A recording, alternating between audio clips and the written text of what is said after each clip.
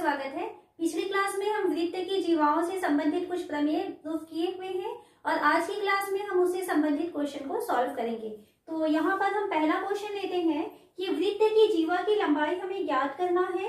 यदि यहाँ पर दो क्वेश्चन दिए हैं, पहला है कि त्रिज्या अगर 13 सेंटीमीटर है तथा जीवा की केंद्र से दूरी 12 सेंटीमीटर है, और दूसरा क्वेश्चन हमें सॉल्व करना है कि त्रिज्या 15 सेंटीमीटर होगा और जीवा से केंद्र की दूरी 9 सेंटीमीटर होगा। तो सबसे पहले हम क्या करते हैं कि पहले क्वेश्चन को सॉल्व करते हैं। तो इसका पहले डायग्राम बनाएं और देखें कि हमें क्या क्या जानकारी यहाँ पर दिया हुआ है।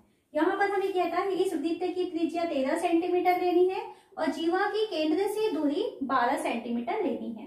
तो यहाँ पर ये जीवा है ए बी, तो और यहाँ पर वृत्त का केंद्र होता है। केंद्र से अगर हम इस ए पॉइंट को मिलाते हैं तो ये है वृत्त की त्रिज्या। तो यहाँ पर हमें वृत्त की त्रिज्या कितना दिया हुआ है, 13 सेंटीमीटर, यानी इसकी वैल्यू हमको 13 दिया हुआ है। और जीवा की केंद्र से दूरी 12 सेंटीमीटर है, यानी इस केंद्र से हम जीवा पर लंब डालते हैं तो ये जो दूरी है ये हमको 12 सेंटीमीटर दिया हुआ है। लंब को हम यहाँ पर OM से शो करते हैं। हमें क्या ज्ञात करना है, हमें जीवा की लंबाई ज्ञात करनी है, यानी ए बी की टोटल वैल्यू कितनी होगी ये हमें ज्ञात करना है। तो इसके लिए हम क्या करें कि हमें पहले क्वेश्चन को सॉल्व करते हैं। पहले क्वेश्चन में आपको त्रिज्या दिया हुआ है OA की वैल्यू 13 सेंटीमीटर, ठीक है, और उसके बाद में OM की वैल्यू कितना दिया है यहाँ पर 12 सेंटीमीटर। ये दो चीजें आपको दी गई हैं। फिर उसके बाद हम देखते हैं कि जो इस पर हम लंब डाले हैं, दूरी का मतलब होता है लंब डालना, तो लंब डाले हैं मतलब ये कैसा है, यहाँ पर 90 अंश का कोण बन रहा है। जब ये 90 अंश का कोण बन रहा है इसका मतलब ये जो त्रिभुज है OAM कैसा होगा, ये समकोण त्रिभुज होगा। तो हम यहाँ पर लिखेंगे कोण OMA जो है वो 90 अंश का कोण है। अब 90 अंश का कोण है यानी ये कैसा है, समकोण त्रिभुज है। अब समकोण त्रिभुज है तो हम पाइथागोरस थ्योरम यूज कर सकते हैं क्योंकि हमको इसकी लंबाई मालूम करनी है। तो हम यहाँ पर लिखेंगे पाइथागोरस प्रमेय से, पाइथागोरस प्रमेय से। पाइथागोरस प्रमेय क्या होता है, कर्ण का वर्ग बराबर लंब का वर्ग धन आधार का वर्ग, ये पाइथागोरस का प्रमेय होता है। तो यहाँ पर आपको जो जो जानकारी मालूम है वो रख दीजिए।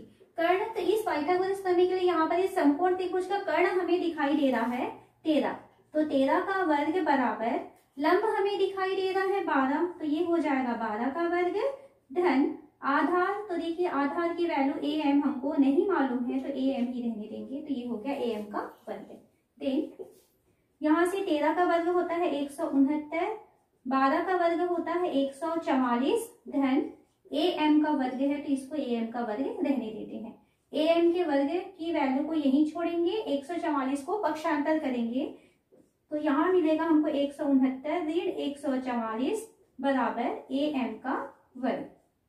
तो अब हमें क्या मिल गया, AM का वर्ग बराबर 169 में 144 को माइनस करेंगे तो हो जाएगा 25। यहाँ से यदि हम वर्ग हटा देंगे तो दूसरे साइड में लग जाएगा वर्गमूल, तो ये हमको AM की वैल्यू मिल रही है वर्गमूल 25। अब देखिए AM की वैल्यू वर्गमूल 25 है, वर्गमूल 25 यानी क्या होता है 5, तो AM की वैल्यू हमको 5 सेंटीमीटर मिल गया। हमें क्वेश्चन में उसने क्या कहा है, क्वेश्चन में हमें जीवा की लंबाई कहा है ना, तो हम लिखेंगे जीवा AB की लंबाई। अब आप क्या जानते हैं, जो प्रमेय हमने पिछली क्लास में पढ़े हुए हैं वे सारे प्रमेय हमको यहाँ पर यूज करना है। हम क्या जानते हैं कि केंद्र से जीवा पर डाला गया लंब जीवा को समान दो भागों में विभाजित करता है, यानी AM और MB दोनों आपस में बराबर हैं। हमें क्या मिला है अभी, AM की वैल्यू, और हमें किसकी वैल्यू चाहिए, AB की वैल्यू। तो AB की वैल्यू जो है वो AM का दुगुना हो जाएगा इस तरीके से। तो AB की वैल्यू हो जाएगी 2 गुणा AM की वैल्यू आ रही है 5, इसलिए AB की वैल्यू हमको मिल जा रहा है 10। तो पहले क्वेश्चन का आंसर कि केंद्र से हमको पूछा था पहले क्वेश्चन के लिए जीवा की लंबाई क्या होगी जब त्रिज्या 13 सेंटीमीटर है और केंद्र से दूरी 12 सेंटीमीटर है, तो उस कंडीशन में जीवा की लंबाई जो है हमको 10 सेंटीमीटर मिल जाता है। अब सेकंड क्वेश्चन को देखते हैं।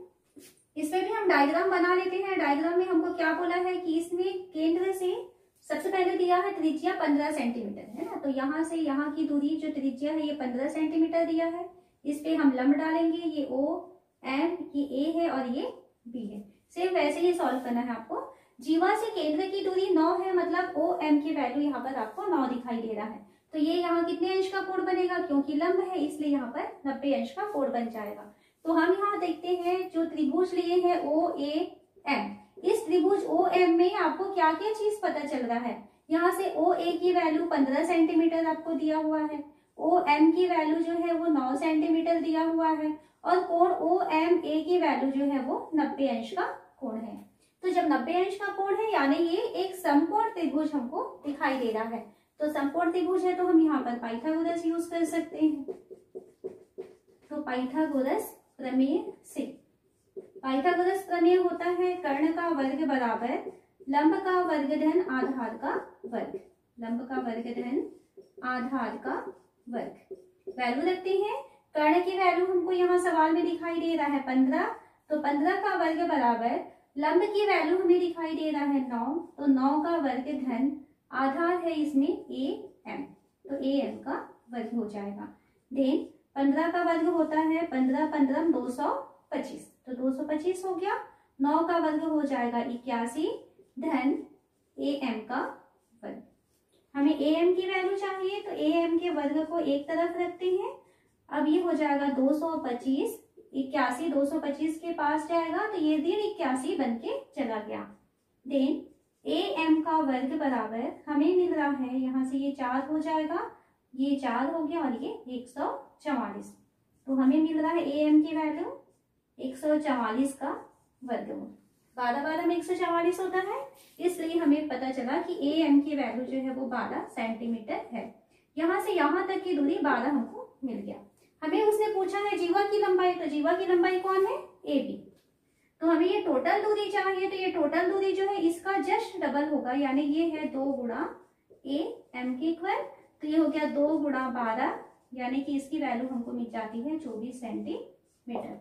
तो सेकेंड क्वेश्चन में आपको जीवा की लंबाई क्या हो रही है, 24 सेंटीमीटर प्राप्त हो रही है। अगला क्वेश्चन हम लेते हैं, वृत्त की त्रिज्या ज्ञात करना है, जबकि जीवा की लंबाई और केंद्र से जो दूरी है वो 8 सेंटीमीटर और 3 सेंटीमीटर दिया हुआ है। तो देखिए इस सवाल में आपको क्या दिया हुआ है, एक वृत्त दिया है, वृत्त में एक जीवा हम ले लेते हैं, जीवा का मान हम दे देते हैं ए बी, इसका नाम दे दिए, केंद्र ओ है।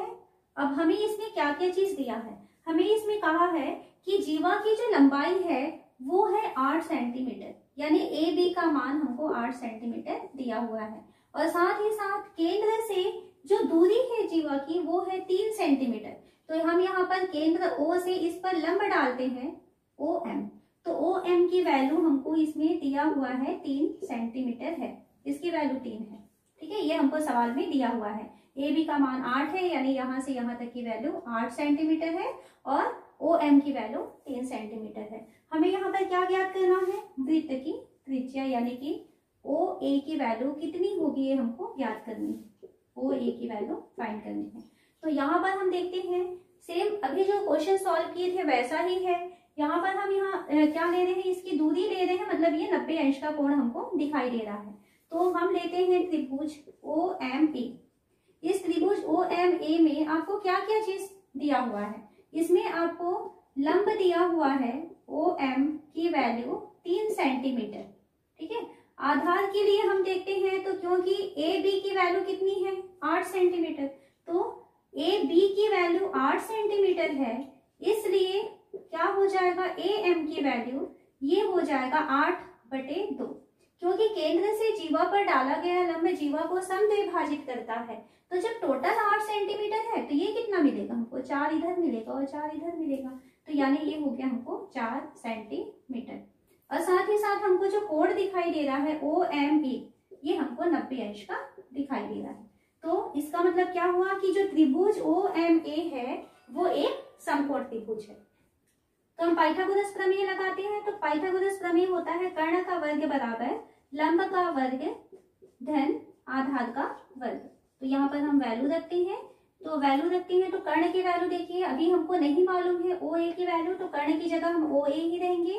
ओ ए का वर्ग बराबर लंब की वैल्यू क्या है ओ एम, ओ एम की वैल्यू हमको यहाँ पर दिया है 3, तो ये 3 का वर्ग हो जाएगा, धन आधार है ए एम, तो ए एम की वैल्यू हमको यहाँ दिखाई दे रही है 4, तो ये हो जाएगा 4 का वर्ग।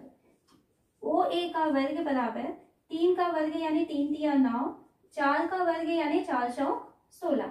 ओ ए का वर्ग बराबर हमको मिल रहा है यहाँ पर 25, 16 और 9 25 हो रहा है। हमें ओ ए की वैल्यू चाहिए, तो ओ ए की वैल्यू हो जाएगी वर्गमूल 25 यानी कि 5। तो इस तरीके से ओ ए की वैल्यू 5 सेंटीमीटर, यानी इस त्रिभुज के लिए, इस वृत्त के लिए जो त्रिज्या है इसकी वैल्यू हमको 5 सेंटीमीटर आंसर इसका मिल जाता है। नेक्स्ट क्वेश्चन में हमें एक चित्र दिया हुआ है। इस चित्र में क्या कहता है, जीवा ए बी बराबर 18 सेंटीमीटर। यहाँ पर हमें ए बी की टोटल लंबाई क्या दिया हुआ है, ए बी बराबर 18 सेंटीमीटर और दिया है, तथा पी क्यू जीवा ए बी की लंब समद्विभाजक है जो जीवा को एम बिंदु पर मिलती है। ये पी क्यू है जो इस जीवा को समान दो भागों में विभाजित करती है और कौन से पॉइंट पर मिल रही है, वो एम से मिलती है।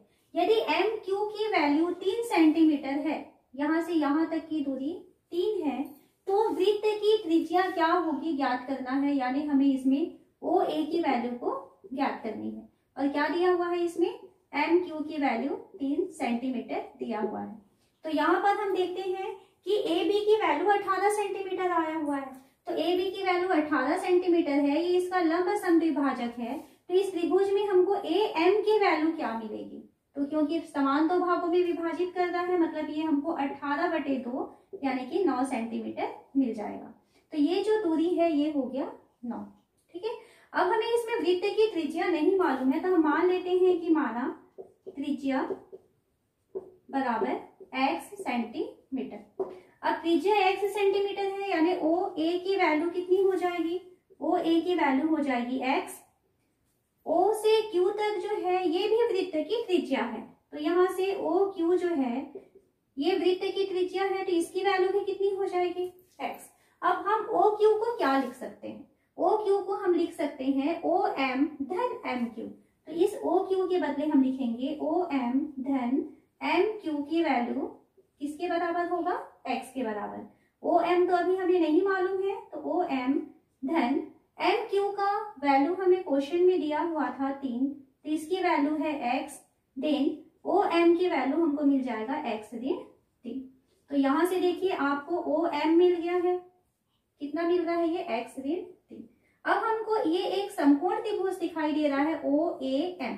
तो त्रिभुज ओ ए एम में हम पाइथागोरस प्रमेय लगा सकते हैं क्योंकि ये समकोण त्रिभुज है। तो पाइथागोरस प्रमेय से, पाइथागोरस प्रमेय क्या कहता है कि किसी भी समकोण त्रिभुज में कर्ण का वर्ग अन्य दो भुजाओं के वर्गों के योग के बराबर होता है, यानी कर्ण का वर्ग बराबर लंब का वर्ग धन आधार का वर्ग। तो पाइथागोरस प्रमेय लगाएंगे तो ओ ए का वर्ग बराबर हमें मिलेगा ओ एम का वर्ग धन ए एम का वर्ग। वैल्यू रखते हैं जो जो हमें मालूम है। ओ ए की वैल्यू हमें इसमें दिखाई दे रहा है x, तो ये हो जाएगा x का वर्ग बराबर ओ एम की वैल्यू अभी हम निकाले हैं, कितना आ रहा है x ऋण 3, x ऋण 3 का वर्ग धन ए एम की वैल्यू, तो यहाँ पर देखिए ए एम की वैल्यू है 9, तो ये हो जाएगा 9 का वर्ग। इसे थोड़ा सा सॉल्व करते हैं, तो ये हो जाएगा x का वर्ग बराबर, यहाँ पर फॉर्मूला यूज हो रहा है a ऋण b पूरे की घात 2। तो a ऋण b पूरे की घात 2 यानी a की घात 2 ऋण 2ab धन b की घात 2, तो ये हो जाएगा x की घात 2 ऋण 6x धन 9, ये मिल गया। और इसके बाद में है धन 9 का वर्ग, यानी कि 9 का वर्ग होता है 81। बराबर के दोनों पक्षों में x का वर्ग आया हुआ है, तो x का वर्ग कैंसिल हो जाएगा। अब देखिए यहाँ पर ऋण 6x आया हुआ है, इसे हम पक्षांतर करके इधर लाते हैं तो ये धन 6x हो जाएगा। इसकी वैल्यू 9 धन 81 यानी हमको मिल रहा है 90 के बराबर। तो x की वैल्यू क्या हो जाएगी, x की वैल्यू हो जाएगी 90, ये गुणा 6 था, इधर जाएगा तो भाग 6 हो जाएगा, कैंसिल हो सकता है, 6 एकम 6, 6 एकम 6 और 6 पंचे 30। तो हमें x की वैल्यू आ रही है 15। x किसकी वैल्यू थी, यहाँ पर हम किसको माने थे, x त्रिज्या को। तो हमें यहाँ से क्या पता चल रहा है कि इस वृत्त की जो त्रिज्या है वो 15 सेंटीमीटर प्राप्त होती है। यहाँ हमें एक क्वेश्चन दिया है, केंद्र O वाले वृत्त में AB व AC दो समान जीवाएं हैं और यदि OD लंब है AB और OE लंब है AC, तो सिद्ध करना है कि त्रिभुज ADE समद्विबाहु त्रिभुज होगा। तो तो ये किस तरीके का क्वेश्चन है, पहले डायग्राम बनाते हैं तो हमें समझ में आएगा। ये एक वृत्त बनाते हैं और इस वृत्त में हमें उसने क्या दिया हुआ है, हमें इसमें दिया है कि ओ केंद्र ओ वाले वृत्त में ए बी और ए सी समान जीवाएं हैं। दो जीवाएं ले रहे हैं, दोनों की लंबाई बराबर होनी चाहिए। और फिर हम ये भी देख रहे हैं कि दोनों में ए आया हुआ है, यानी दोनों जीवाएं एक दूसरे से जुड़ी हुई हैं पॉइंट ए से। तो यहाँ पर एक जीवा लेते हैं और यहाँ पर एक दूसरी जीवा लेते हैं। यहाँ पर हम ए लिखेंगे क्योंकि ए दोनों के पास में है, तो ये जीवा हो जाएगी ए बी और ये जीवा हो जाएगी ए सी। तो यहाँ पर हमें ए बी और ए सी दोनों आपस में बराबर दिया है। फिर उसमें कहा है कि यदि ओ डी लंब है ए बी पर, यहाँ केंद्र ओ है, तो इस ए बी में अगर हम लंब डालते हैं तो ये है ओ डी, ये दिया है। और ये दिया है कि ओ ई जो है वो ए सी में लंब है, तो ए सी में हम लंब डालते हैं, ये इसको हम नाम देंगे ओ ई। हमें ये सिद्ध करना है कि त्रिभुज ए डी ई समद्विबाहु त्रिभुज होगा। ए डी ई यानी यहाँ से जो इस तरीके से इसको हम मिलाते हैं तो नीचे जो त्रिभुज हमको प्राप्त हो रहा है, तो हमें ये प्रूफ करना है कि ये समद्विबाहु त्रिभुज है। समद्विबाहु त्रिभुज यानी इस त्रिभुज की दो भुजाएं आपस में बराबर होंगी। तो जहां कहीं भी सिद्ध कीजिए शब्द यूज होता है, देन आपको इसकी स्टेप्स क्या लिखने हैं। सबसे पहले तो आपको जो दिया हुआ है उसको लिखना होता है, और फिर जो सिद्ध करना है उसको लिखना होता है, फिर उसके बाद में प्रमाण या उत्पत्ति लिखनी होती है। तो सबसे पहले हम इसमें लिखते हैं दिया है। सवाल से जो जो जानकारी मिल रही है, आपको एक वृत्त दिया हुआ है, वृत्त COR में।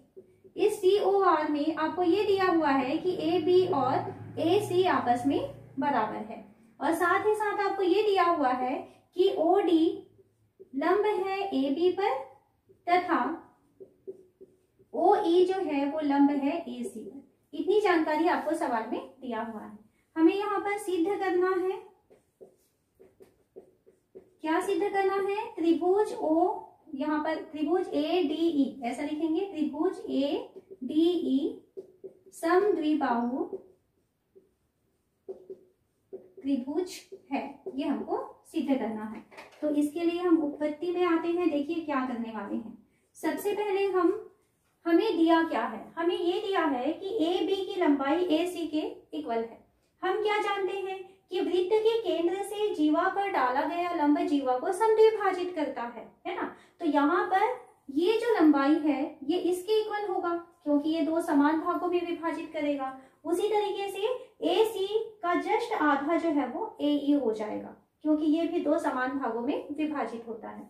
तो जब ए बी की लंबाई ए सी के बराबर है तो ए बी का आधा वो भी ए सी के आधे के इक्वल होगा। तो उत्पत्ति में हम लिखते हैं ए बी बराबर ए सी। कहाँ से पता चला, हमको ये दिया है। तो जब ये दोनों आपस में बराबर हैं तो 1/2 ए बी का मान ये 1/2 ए सी के भी इक्वल होना चाहिए। दोनों तरफ हम 1/2 का गुणा किए हैं। अब ए बी का आधा हमें लेना है, तो अब ऊपर वाले आधे को न लेकर के हम नीचे वाला आधा लेते हैं। तो ए बी का आधा हम लिखेंगे यहाँ पर ए डी, ये इक्वल होगा ए सी का आधा, है ना। तो ए सी का आधा, हमें जो त्रिभुज की जरूरत है उधर वाले हिस्से को लेंगे, तो ये हो जाएगा ए डी। अब देखिए ये त्रिभुज हम नीचे का लेते हैं, त्रिभुज का नाम है त्रिभुज ए डी ई में। इस त्रिभुज ए डी ई में आपको क्या मिल रहा है, इसमें आपको ये मिल रहा है कि ए डी और ए ई आपस में बराबर है। तो किसी भी त्रिभुज की दो भुजाएं यदि आपस में बराबर होती हैं तो इसका मतलब ये होता है कि वो त्रिभुज जो है वो समद्विबाहु त्रिभुज कहलाता है। तो इसलिए त्रिभुज ए डी ई समद्विबाहु त्रिभुज होगा, ये हमको प्रूफ करना होगा।